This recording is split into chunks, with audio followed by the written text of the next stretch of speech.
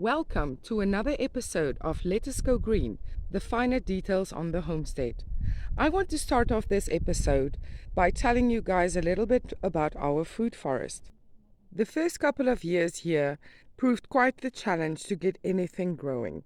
If the rabbits and porcupines did not damage our plants, the winter frost killed most of the plants. Last winter, the garden definitely did not look this great, but we are so glad and grateful for the excellent rain showers that we received this season and that contributed to the success of what the garden is today.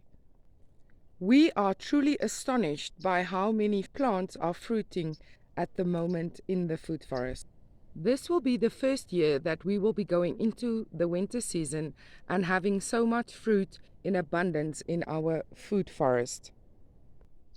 I truly believe that our garden will do much better this year with the winter frost that is on its way.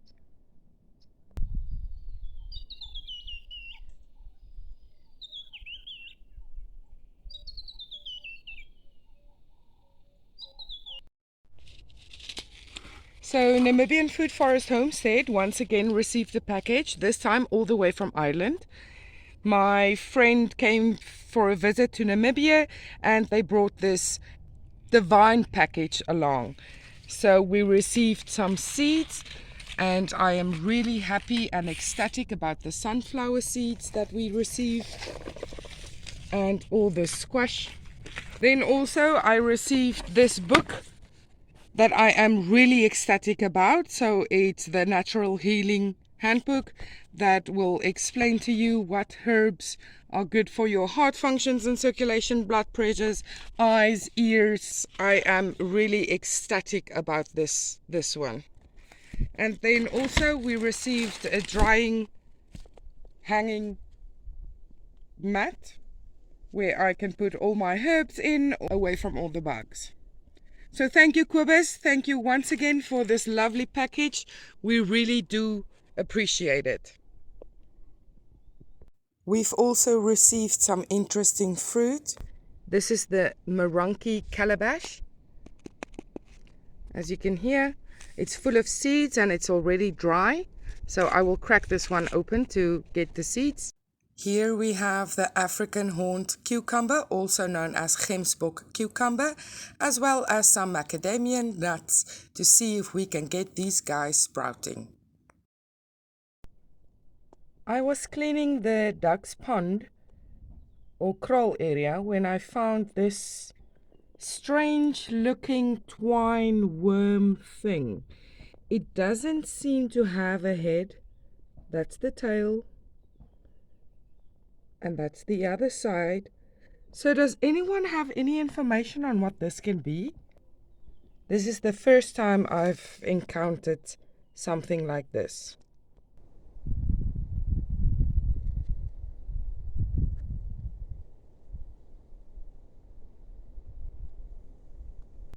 It's a very nicely overcasted Monday afternoon, and I have decided that it's time to get these beauties into the ground. There you go. All the baby lettuce has found their forever home, and they will grow very nicely in these beds because I will be feeding them with some chicken manure as well as bunny manure. So let's see how big these fellas can get. I'm not too worried about the spacing as I will be harvesting them on a regular basis. So yes, I'm very excited to see these little ones grow. This wonderful strawberry is still continuing with its runner. We have 5 plants now. As you can see there, it's continuing. And we have strawberries also. So I will be harvesting these now and having a taste test. In the meantime, I've also planted some carrots and shallots, some dill, as well as purple onions together with carrots. Update on the buster squash that I have here. It has grown so much in the last couple of weeks. It even made a fruit.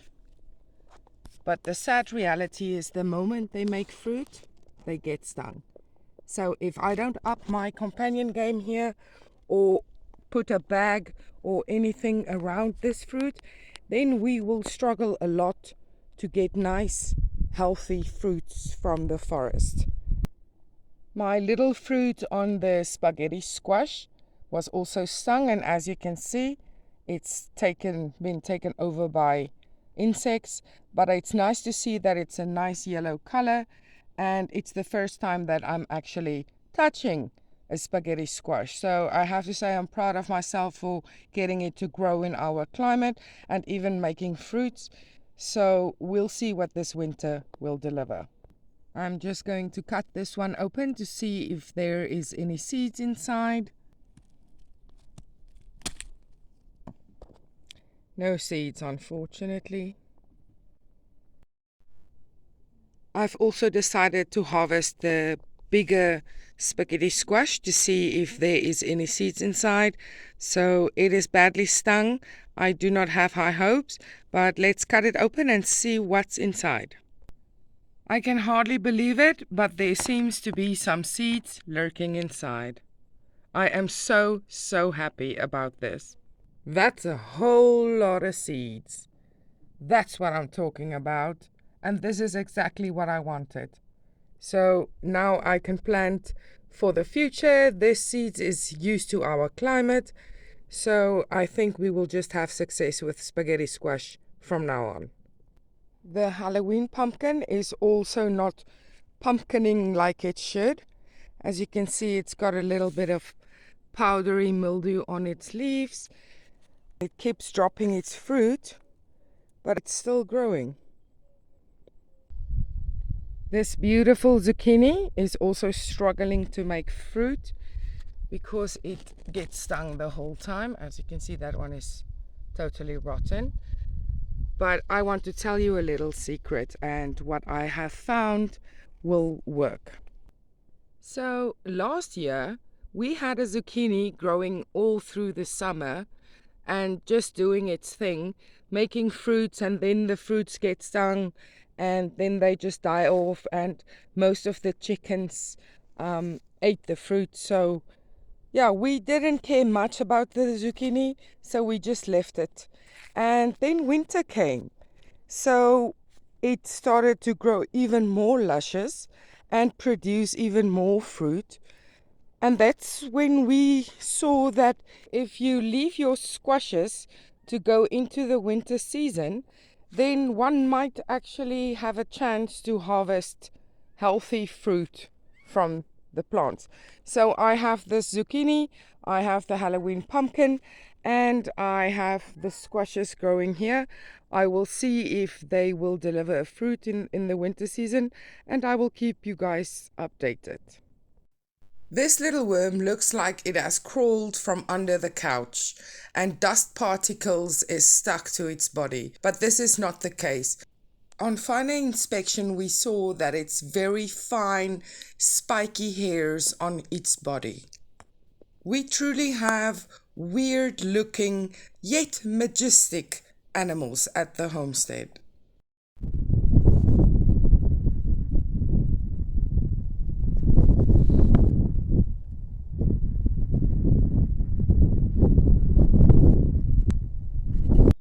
I'm here at block 4 at the succulent garden, busy with my own war on this nasty grass that we have here.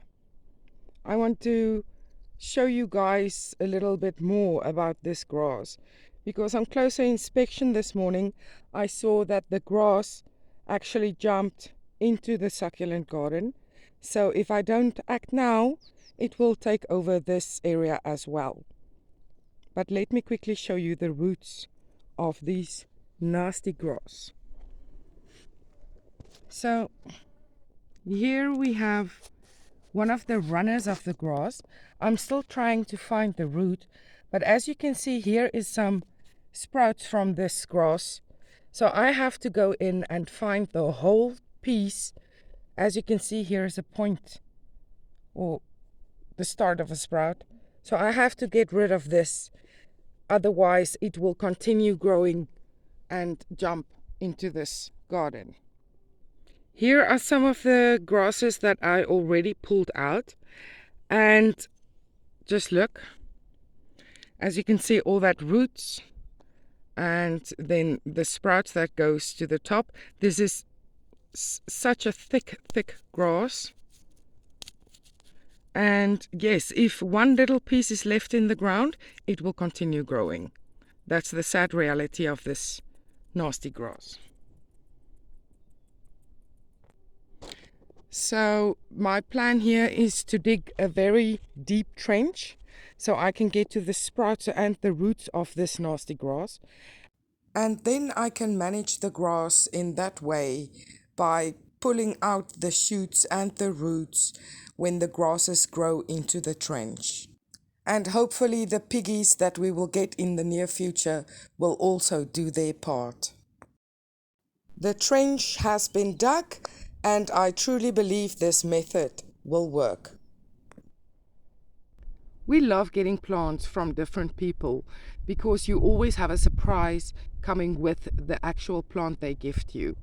So this was one of the, let's say, a weed that came with one of the trees, and now it's having flowers. I think it's beautiful.